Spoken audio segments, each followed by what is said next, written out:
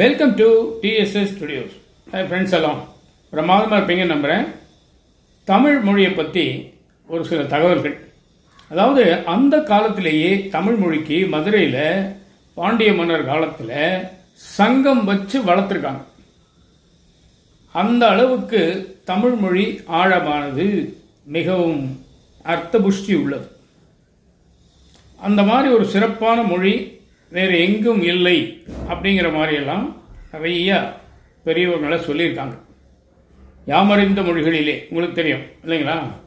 அப்போது அந்த தமிழுக்கு சங்கம் மதுரையில் மட்டும் இல்லை, இங்கேருந்து ஆரம்பித்த சங்கமானது இன்னைக்கு அகில உலகத்திலையும் எல்லா இடங்களிலும் தமிழன் எங்கெல்லாம் இருக்கிறாங்களோ அங்கெல்லாம் தமிழ் சங்கம் வச்சு வளர்த்துட்டு இருக்காங்க. அது போன்ற ஒரு சங்கம் உலகத்தில் எங்கெல்லாமோ இருக்கிறது தெரிஞ்சிருக்கோம். நம்ம ஊரில் நமக்கு பக்கத்தில் இருக்கிற சங்கத்தை தெரிஞ்சுக்க வேண்டாமா? அதுதான் சூலூர் தமிழ் சங்கம். சரிங்களா? சூலூர் தமிழ் சங்கம், அதை பற்றி கொஞ்சம் விரிவாக பார்க்கலாம் வாங்க. சூலூர் தமிழ் சங்கம் பதிவேன் 193 கீழ் 2009 1/1/2010 வெள்ளிக்கிழமை SLS திருமண மண்டபத்தில் மதுரை தமிழ்ச்சங்கம் செந்தமிழ் கல்லூரி முதல்வர் முனைவர் சு சின்னப்பா அவர்கள் தலைமையிலும் சென்னை தமிழறிஞர் கலைமாமணி முனைவர் ஆறு அழகப்பன் அவர்கள் முன்னிலையிலும் RVS கல்லூரி நிறுவனர் திருமதி பத்மாவதி குப்புசாமி அவர்கள் குத்துவிளக்கு ஏற்றவும், சூலூர் பேரூராட்சி மன்ற தலைவர் SS பொன்முடி, இருகூர் சந்திரன், ஆடிட்டர் K முருகசாமி, ஆலை அதிபர் KV வேலுசாமி அவர்கள் வாழ்த்துரை வழங்கவும், சூலூர் தமிழ்ச்சங்கம் நிறுவனத் தலைவர் காமாட்சிபுரி ஆதீனம் சிவலிங்கேஸ்வர சுவாமிகள் சிறப்புரையுடனும் இனிதே தொடங்கப்பட்டது.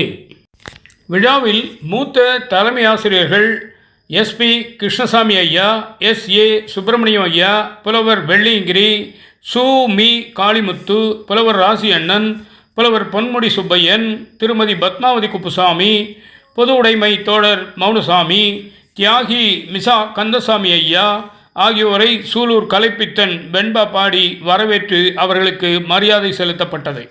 பின்னர் மாதம் கலை இலக்கிய கூட்டங்கள் நடத்தி சூலூர் அரசு ஆண்கள் பெண்கள் மேல்நிலைப்பள்ளி மாணவ மாணவியருக்கு பேச்சு, கவிதை, ஓவிய போட்டிகள் நடத்தி பரிசு வழங்கப்பட்டு வருகிறது.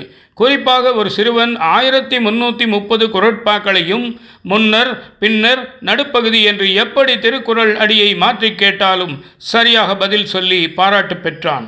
இப்போதும் அப்படி கவிதை வாசித்தல், சிறுவர்கள் திருக்குறள் ஒப்புவித்தல் என நடைபெற்று வருகிறது. இதுவரை சூலூர் கலைப்பித்தன் எழுதிய 1000 வெண்பா பூக்கள் தொகுதி 1, தொகுதி 2, ஈழத்துப்பரணி, சினிமா எனது உயிர் போன்ற நூல்களும், ஓய்வு பெற்ற கிராம நிர்வாக அலுவலர் நாகராசன் எழுதிய ராமாயணம், திருப்பூர் கவிஞர் சிவதாசன் எழுதிய ஜீவா காவியம், சூலூர் சு பொன்முடி எழுதிய உயரப்பற, சூலூர் நகர கூட்டுறவு கடன் சங்க மதிப்பினர் ராகவன் எழுதிய ருக்மணி போன்ற நூல்கள் சூலூர் தமிழ்ச்சங்கத்தால் வெளியீடு செய்யப்பட்டுள்ளது. 20/3/2022 சூலூர் SRS திருமண மண்டபத்தில் புதிதாக தேர்ந்தெடுக்கப்பட்ட சூலூர் பேரூராட்சி மன்ற தேர்தலில் வெற்றி பெற்ற தலைவர் தேவி மன்னவன் உட்பட 18 உறுப்பினர்களுக்கு முதலில் நாங்கள் பாராட்டு விழா நடத்தினோம். 24/4/2022 சூலூர் ராஜவள்ளி திருமண மண்டபத்தில் தமிழ்நாடு அரசு தமிழ்துறை மூலம் முத்தமிழ் காவலர் கி.ஆ.பெ. விஸ்வநாதம் விருது பெற்ற சூலூர் கலைப்பித்தன் அவர்களுக்கும், பாவேந்தர் பாரதிதாசன் விருது பெற்ற பெரும்புலவர் செந்தலை கௌதமன் அவர்களுக்கும், பன்முக கலைஞர் நடிகர் சிவகுமார் தலைமையில் பாராட்டு விழாவும், சிவகுமார் சூர்யா கார்த்திக் சார்பாக இருசக்கர வண்டி பரிசளிப்பு விழாவும் நடைபெற்றது.